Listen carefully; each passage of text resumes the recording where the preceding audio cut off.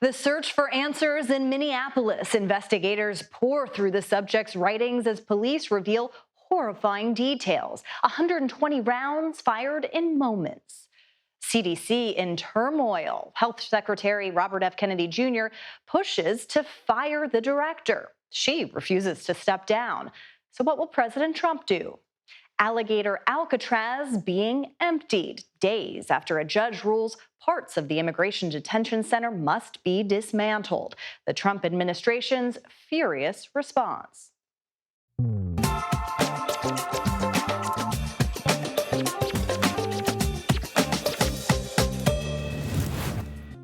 Hello, I'm Caitlin Huey-Burns in for Major Garrett tonight. Welcome to The Takeout. Making sense of the senseless. That is what investigators are attempting to do right now, combing through the extensive writings and videos made by the suspect in that Minneapolis Catholic school shooting yesterday. So far, they show an attack planned in advance, an obsession with mass shooters and writings that included anti-Semitic and racist language.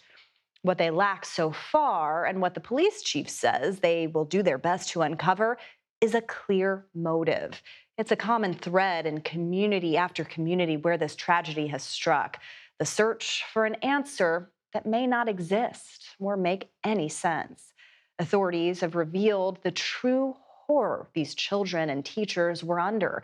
They've just announced the suspect fired 120 rounds from 3 weapons into the stained glass windows of that church. Stories emerging of heroism, a child shielding another while taking a gunshot to the back, of teachers protecting kids while being shot at, and children like 9-year-old June Helene speaking of the sheer terror she lived through with a chilling calm. It was like a big firework that was like super duper duper like close. Like if like somebody did a firework that didn't launch off like in your ear, that's kind of how loud. What were you most scared of? I was scared about if I would get hurt. I was worried about like everybody getting like hurt and injured. So you heard it, someone grabbed you? My teacher just jumped on the floor and she kind of like motioned like for me to get down. And so then me and my buddy just followed her. And then she kind of grabbed my hand a little bit. Something no 9-year-old should have to experience. Our Lana Zach is joining us now, and she is in Minneapolis. Lana, it's great to see you. I know you've been covering this story for the past 24 hours since this happened. Officials talked more about the shooter this afternoon. I want to play a little bit of what we heard. The purpose of the shooter's actions was to obtain notoriety for the shooter themselves. That being said, I have only said the name of this shooter once, and I'm asking members of the media to stop saying the shooter's name. That was the whole purpose of why he did this heinous act. So, Lana, we know law enforcement is pouring through journal entries and videos from the shooter. Do they have any sense of motive right now?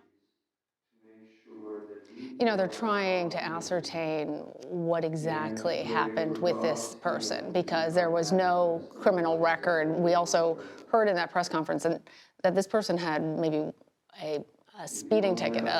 That's the extent of their criminal background as far as how well they were known to authorities. But in their writings, clearly deeply troubled. And the other part of that that was said was, let's keep the focus not on the shooter who hoped to obtain notoriety for these horrific deeds, but on the community, on the people here. And to that end, I'm at St. Mary's Church, and I was just speaking with Father Sass. He's actually answering questions right now, and he has been with one of the families in the hospital, Sophia Forchas. She's a 12-year-old girl who was just entering the 7th grade, and she is that one patient that we understand. She's at least in critical condition, according to the priest, and we know from Hennepin that they still have at least one pediatric patient that is in critical condition, and that it is a touch-and-go situation. Her mother, actually a pediatric critical care nurse, who is rushed in when she heard about the shooting to try and help children, help people, and then only when she arrived found out that her own daughter was among the victims. Father Sass explained that in all of his years in the priesthood, he has never had to deal with anything quite like this. And the emotion of it is hard to convey to our viewers in words, but I know that so many people feel it in their hearts, and that there has been an outpouring, not just from the community here, but people who've wanted to do more to try and help, whether it is on an advocacy level to stop gun violence, or whether it is even just to try and contribute words of support. And so Hennepin Hospital has actually put together a website that people can go to, hennepinhealthcare.org/love. People can leave notes for the families, for the victims, or even just contribute in their own way. People have been donating blood, and there is a critical shortage of blood supply around the nation. So it's not just for this individual tragedy, but it brings out the importance of contributing to our society in positive ways, Caitlin. Lana, I got the chills when you were describing that mother in the ICU learning about her own child being there. I can't even imagine what they were going through. Thank you so much for telling these stories, for telling us about the survivors. Our hearts are with them. Thank you, Lana.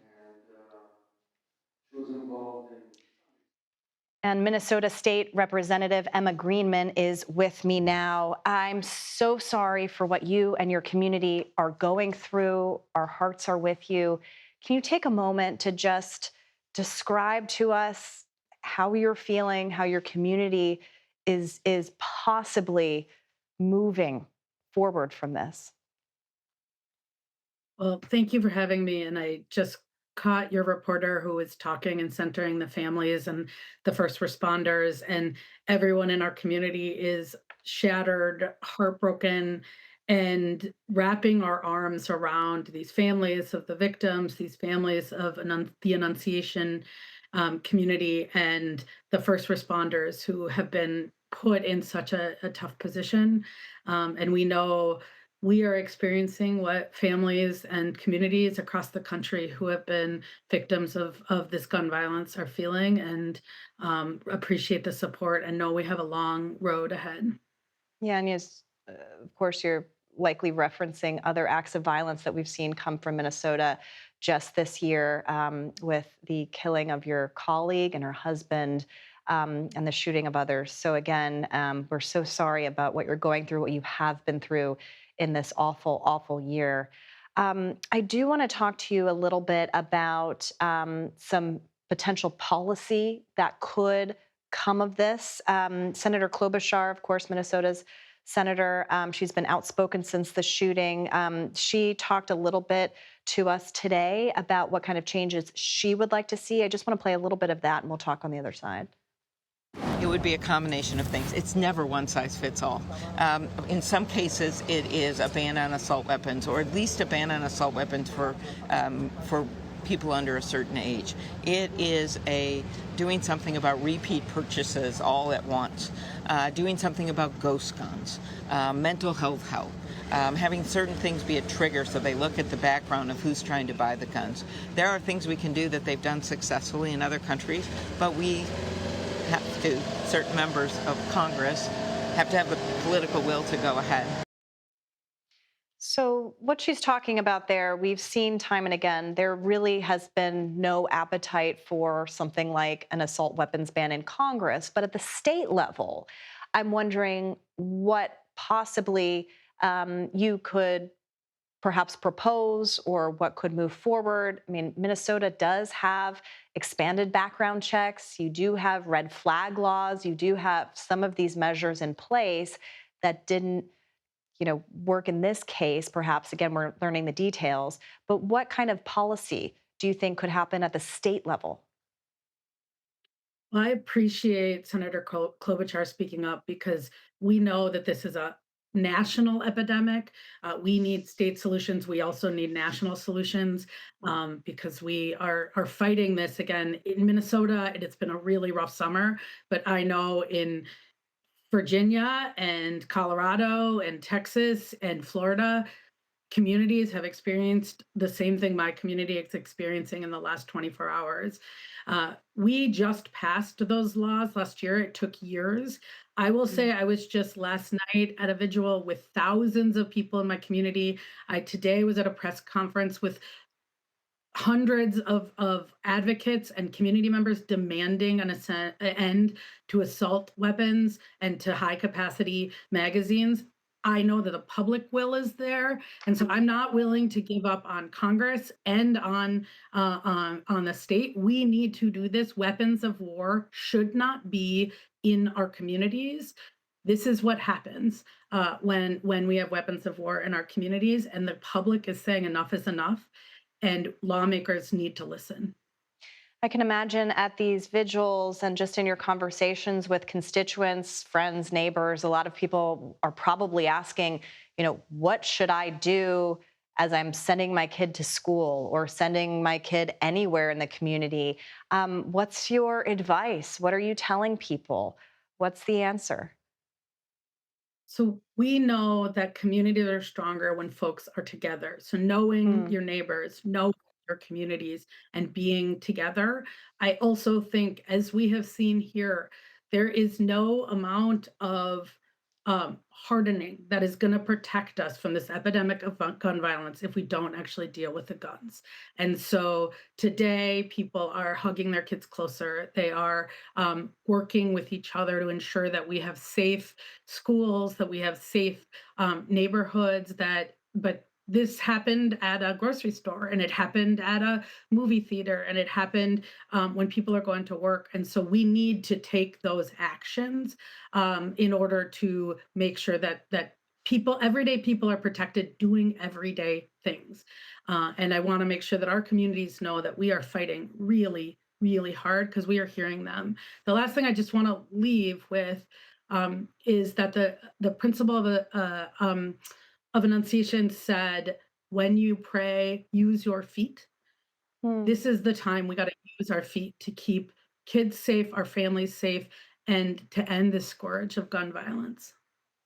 Well, State Representative Emma Greenman, we're so grateful for your time. And again, our thoughts and all of our wishes are with your community. And we really appreciate your time today. Thank you. And to our next major story today, the White House says President Trump has fired CDC Director Susan Menarez. Her attorneys claim the refusal to sign, quote, reckless directives put her in conflict with the administration. Press Secretary Caroline Leavitt said that she was not aligned with the Make America Healthy Again agenda. Nancy Cordes joins us now from the White House. Nancy, this is a major story. I'm wondering if you're getting any sort of specifics about why exactly Menarez was fired. Hey, Caitlin. Yeah, well, it's become pretty clear that she clashed with her direct boss, the Secretary of Health and Human Services, RFK Jr., over vaccines. He is a well-known vaccine skeptic. He ran an anti-vaccine organization. He has made it clear that he wants to change vaccine policy in this country, and the road to do that runs right through the CDC.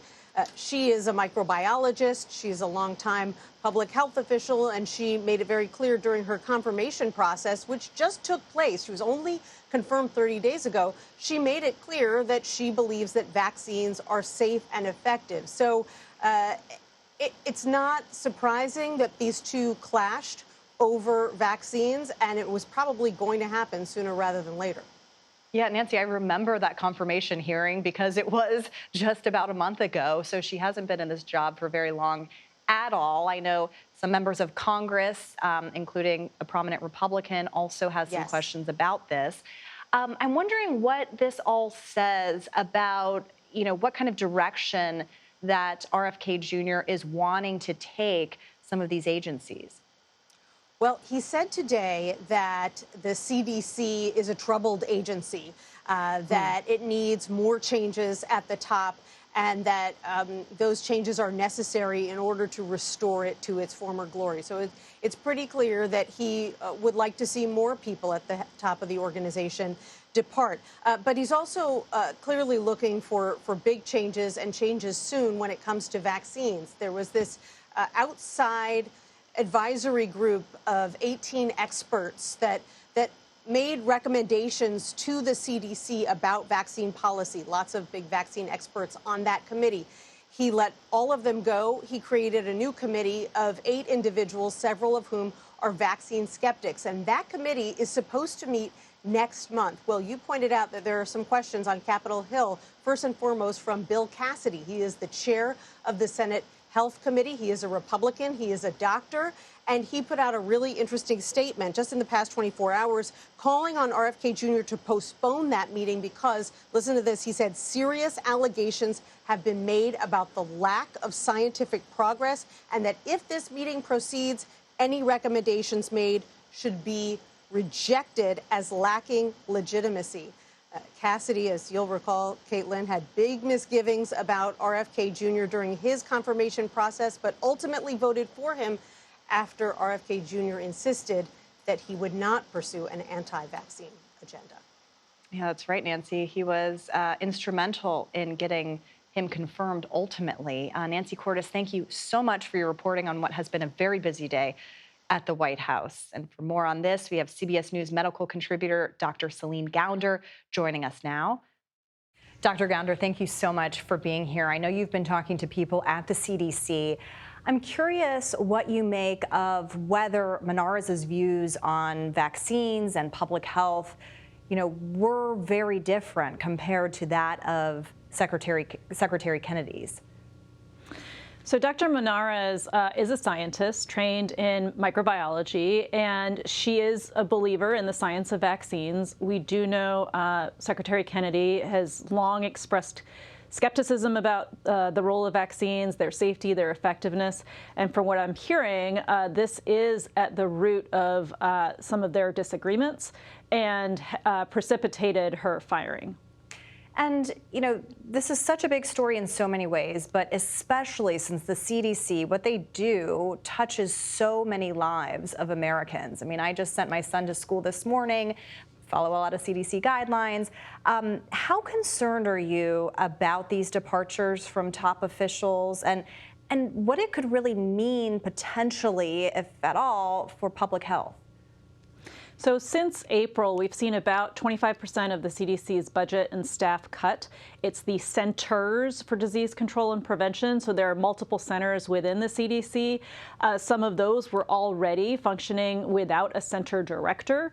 And then on top of that, you had 4 major senior leaders at the CDC who resigned this week, 3 after Dr. Menarez was fired. And I think it's important for people to understand the CDC does touch every single American's life. It's not always visible when public health is functioning well. It's invisible. It's in the background. And it also happens through state and local health departments, as well as nonprofits and community-based organizations on the ground.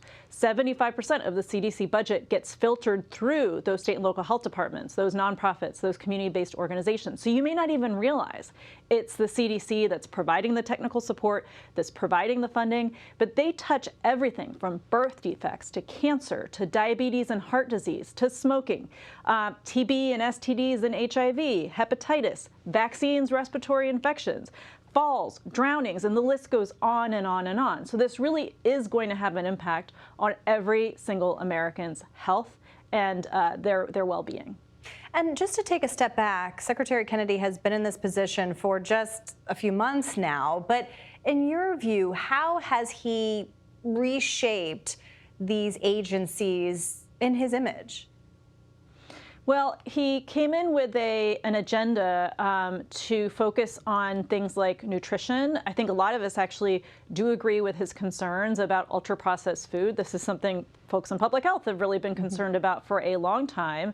But we haven't really seen him follow through, with the exception of maybe food dyes, following through on that part of his agenda. We haven't yet seen really what the Administration for a Healthy America plans to do. Some of the activities that were at the CDC are supposedly being moved to the Administration for a Healthy America, but we don't really know any of those details still. And so really the biggest impact we've seen is driving down trust in vaccines, questioning vaccines, making people really confused about vaccines.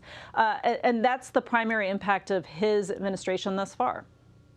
Well, I know a lot of questions still need to be answered about this particular instance, but Celine Gounder, Dr. Celine Gounder, we're so grateful for your expertise. Thank you for your time.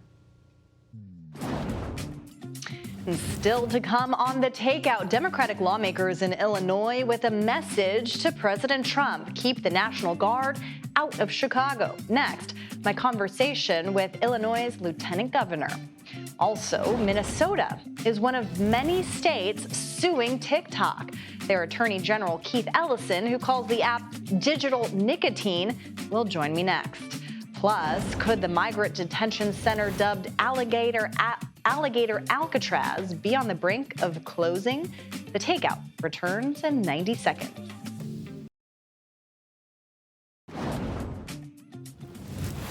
And welcome back. As Illinois lawmakers demand President Trump keep the National Guard out of Chicago, the administration has requested a military base in the state support immigration operations.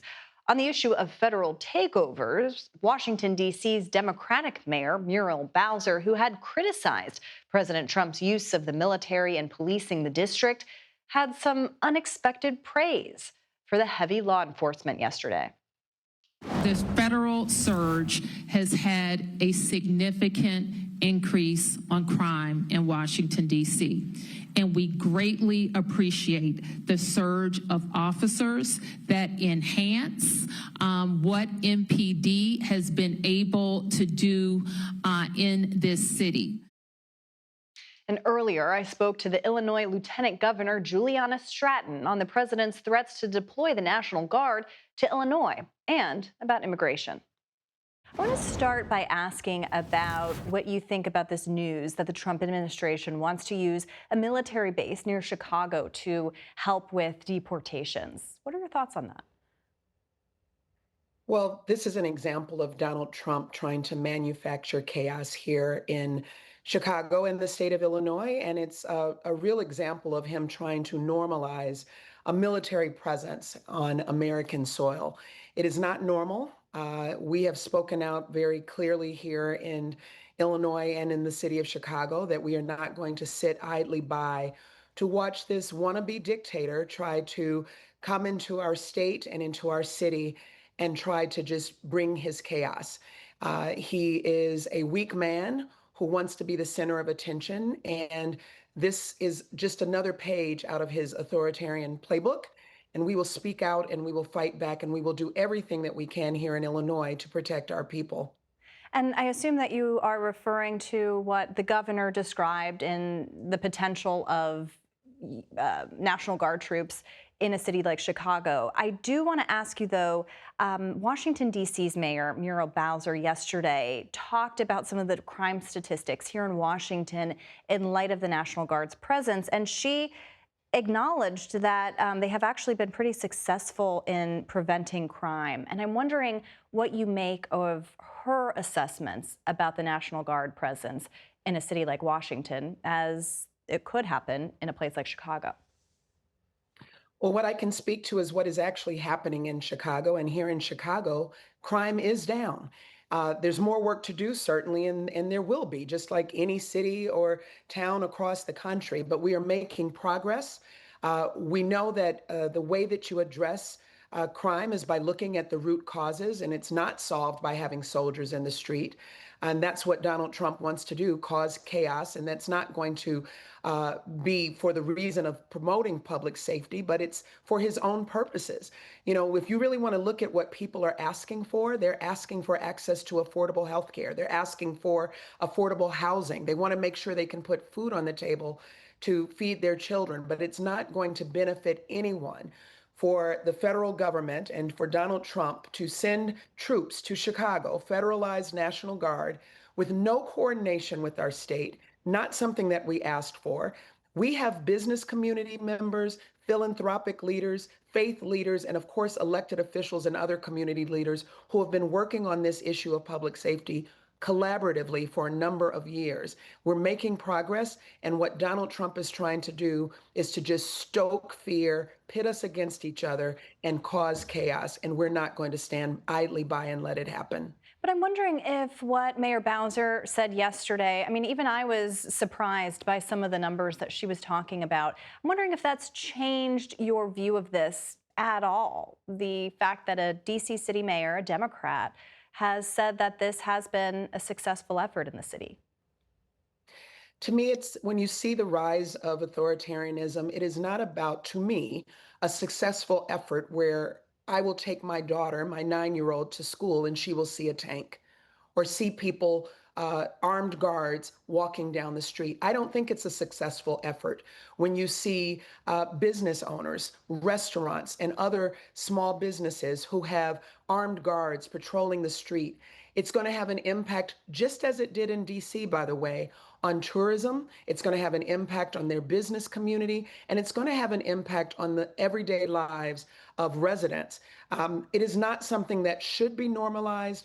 If we really want to focus on safer communities, that is work that we can do in collaboration. If the federal government and Donald Trump want to help address the issue of violence in Chicago or anywhere else, they should release the violence reduction money that they've been holding back, $800,000 that should be coming to the state of Illinois, which the Trump administration has held back. That would help us, but not just deciding unilaterally to come to our city and our state. Lieutenant Governor Juliana Stratton, thank you very much. TikTok is facing a ban in the U.S. potentially less than a month from now. Minnesota's Attorney General is one of many suing the social media giant over its addictive nature. I'll speak with him about that and yesterday's devastating school shooting in Minneapolis. You're watching The Takeout.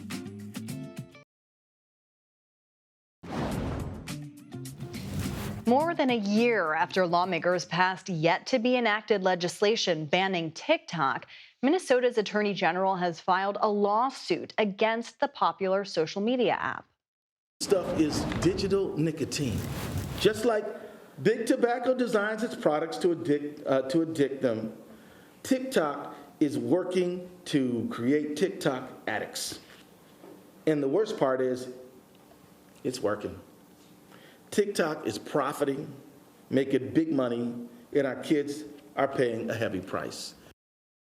A spokesperson for TikTok says, quote, the lawsuit is based on misleading and inaccurate claims that fail to recognize the robust safety measures TikTok has voluntarily implemented to support the well-being of our community. Minnesota Attorney General Keith Ellison, who you just saw there, joins us now for more. Mr. Attorney General, thank you so much for being here. I do want to get to TikTok in a moment, but I also want to get to news of the day in your state and this horrific, tragic shooting. Another shooting in Minnesota that we saw last night. You are a public official. You've also served as a member of Congress. What is realistic that you want to see in order to prevent these kinds of things from happening again? Well, what I think is realistic is that we have to have a assault ban rifle on a ban on assault rifles. You know, back in 1994, all the way through 2004, there was an assault ban rifle in effect, and it dramatically decreased mass shootings. Since that ban has expired, they have gone back up, and the shooter in this particular tragedy at Annunciation School and Church involved one of those kind of rifles. It also involved a handgun, also involved a shotgun, and this person was clearly, in need of mental health, but those services are not nearly as readily available as they should be. What's realistic is that state attorney generals like myself can and should bring actions to make the gun industry obey the law. We're suing Glock right now because they make and design a pistol that is readily converted into a machine gun. And we're holding straw purchasers accountable because some local retailers, we argue, sold and they should have known that the person was going to traffic those guns. So these things are possible. Legislation is possible. We recently passed major legislation in 2023 that has reduced mass shootings to a certain extent. More needs to be done. But quite honestly, it's not like what we're asking for is unrealistic. We have passed legislation, pursued litigation that has saved lives. We need to do a whole lot more, and that is, in fact, realistic. I do want to get to your lawsuit against TikTok because Minnesota is one of about a dozen states since 2024 that has brought these lawsuits against the app. Can you tell us exactly what you are alleging and why you think it's time to bring this case forward? We're alleging that TikTok is violating our consumer protection laws. They're doing it by omissions and deceptive conduct. They're doing it by designing their algorithm to lure in kids and young people. They're doing it because they have a number of features which I think are really problematic. One is these filters that they put on, which sort of make you thinner, make you taller, make your eyes bigger, and gives kids the sense that they don't look right in their natural as their natural selves. Other things like endless scroll, you never get to the end. They just keep on supplying it, so kids spend long periods of time doing it because the algorithms are designed for you and they're designed to keep you hooked in. And there is one feature that is very disturbing, and that is with the TikTok Live feature, which is when you go live, you can receive a monetary award or a tip for your appearance. Now, I don't have to employ too much imagination to see how and why somebody would give a tip to a young person for an on-camera performance, if you understand what I mean. We live in a world where dangerous predators might be able to use this feature to exploit and traffic kids, and I'm very worried about that. TikTok needs to step up and do way more than they're doing right now. All right, well, we will stay tuned to this lawsuit and lawsuits across the country from similar states. Attorney General Keith Ellison, thank you so much for your time. And again, our hearts go out to your community. Thank you. Thank you. Appreciate it. An immigration detention facility in the Florida Everglades is being left to the gators. Why alligator Alcatraz is winding down operations. You're watching The Takeout.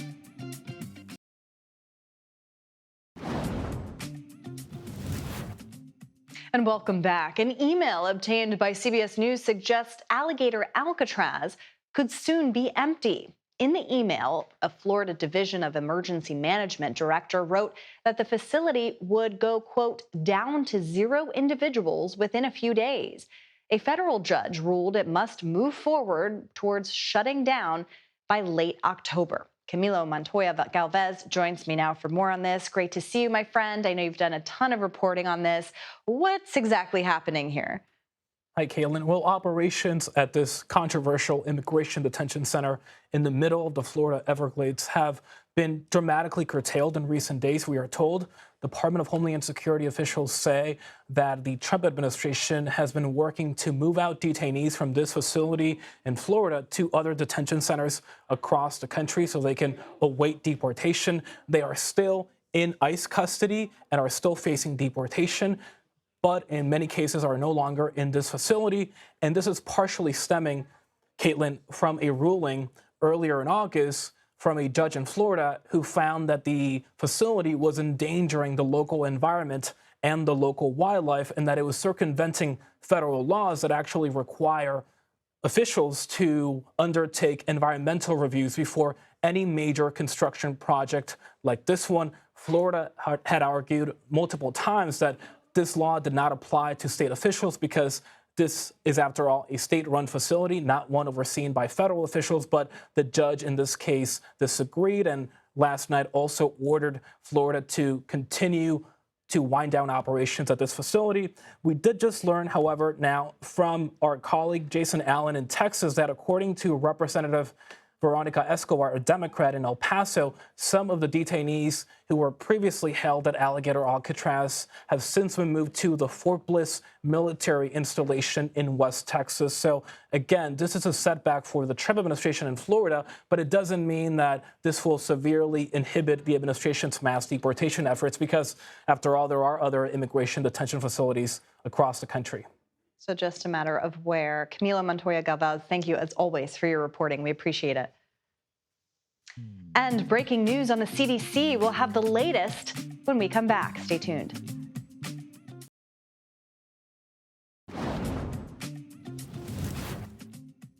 Welcome back. We have some breaking news. A source confirms to CBS News that Jim O'Neill will be the acting director of the CDC. He currently serves as the Deputy Secretary of Health and Human Services. Let's bring in our panel. Violet Gyra is a reporter for Notice, and Matt Brown covers politics for the Associated Press. Great to see you both. This has been huge news all day. The apparent firing of the CDC director. I mean, Matt, she was just confirmed a month ago. And it's really notable because Bill Cassidy, one of the top Republicans on the panel that confirmed her, had a lot of reservations originally about RFK Jr. He's got some questions about this. I'm curious, in your coverage of Congress, it seems like they come back next week and many might have some more questions too. Yeah, absolutely. I mean, this is a situation where we're going to see two institutions get into the executive branch that have been top of mind for this administration, which are the courts and Congress.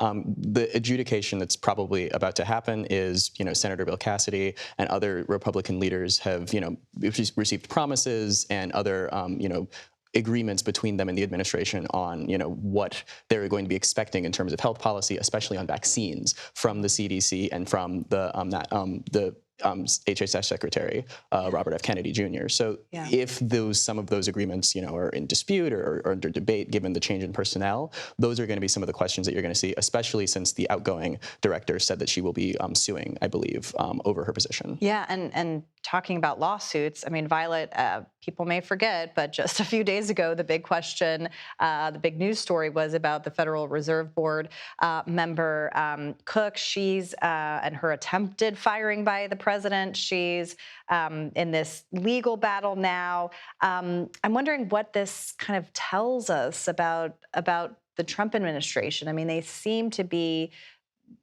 gearing up for these kinds of fights. Right. Yeah. Lisa Cook sued the Trump administration this morning, and tomorrow it will be decided in court whether or not, number one, Trump has the authority to fire her. That's what this court proceeding will be about, and whether or not she gets to keep her job in the interim while she's fighting this battle against the administration. That's a good point. I think broadly this can be seen as one of many steps the president has taken to sort of challenge the Fed's independence. We saw earlier this year he was attempting to fire Chairman Powell.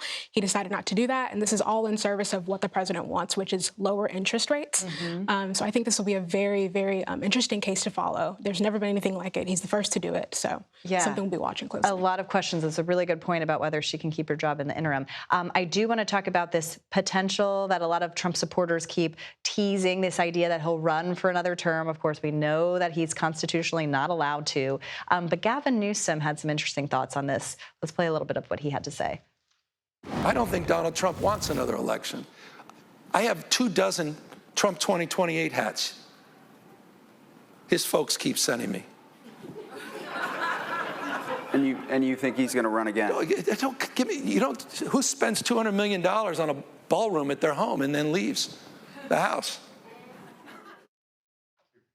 All right. So, this is not a realistic thing at this point, but you never rule anything out in terms of this. What I find interesting, though, Matt, and I'm curious your thoughts, is that Gavin Newsom is really gearing up for potentially to be kind of the challenger against Trump. We're seeing a lot of people try to enter the fray in that way. But I'm curious what you make of what he said there.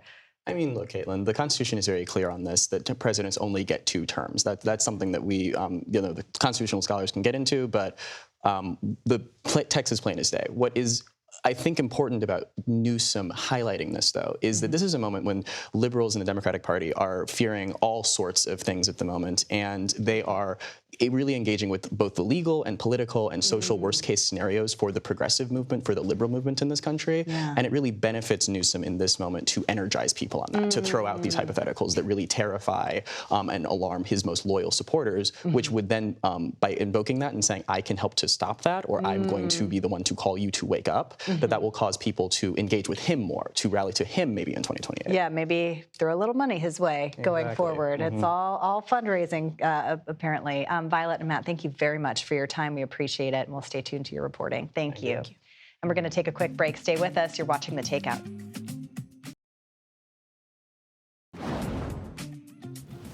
And welcome back to The Takeout. 2025 has been a bleak year for the Democratic Party. They're out of power in Washington, low on cash, and behind in national polls. Well, the think tank Third Way believes that part of the problem is language that the Democratic politicians use when speaking to voters. In a memo, Third Way listed 45 words or phrases that Democrats should avoid using because they might not connect with the average voter. Here are some of them: birthing person, Latinx, allyship, safe space, and cultural appropriation. Julian Zelitzer joins us now. He's a professor of history and public affairs at Princeton University. It's great to see you. Thanks so much for being here. I want to talk a little bit about this memo, and just in your experience, your analysis, is the issue that Democrats have right now their wording, their phrases, how they're talking to voters? Well, it's probably part of a problem. I mean, there's moments when parties focus on their language. Republicans did it after the 1988 election, and there's many examples of that. I think it's a mistake, though, to focus only on what you say in terms of the rhetoric. I think the basic agenda matters. I think the strategy matters. And Democrats need to be careful in plain word kind of smithing that they don't alienate parts of their coalition in an effort to reach other parts. Yeah, it's interesting, too, because, they are in the minority. They're behind on a lot of measures. They're kind of limited in what they can do. But kind of throughout history, have we seen parties be able to dig themselves out from these kind of dark moments while in the minority, while behind in cash and fundraising and polling?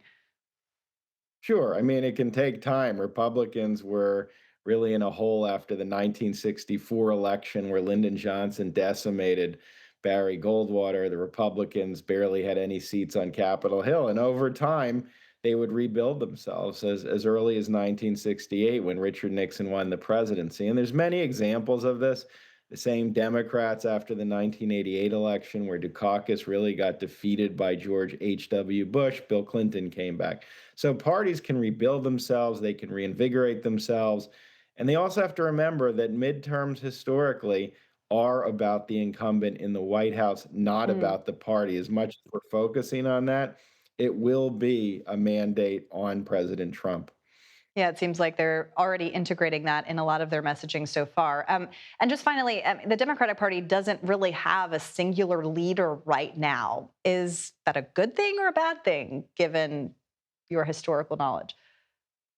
I don't think a leader is going to emerge until after the midterms. That's part of why we have primaries and caucuses. That's where we get a singular figure. Again, midterms, the singular figure is President Trump, not any Democrat. So it's really about how the party positions themselves vis-a-vis him. They can do well without having a leader yet. They will need one, obviously, going into 2028, but there's a lot of time for that. Donald Trump has been a longtime foil of the Democratic Party so far, so we will see what the midterms bring. Julian Zelizer, thank you so much for your time. We appreciate it. And that's it for us today at The Takeout. Stick around. The Daily Report starts right now.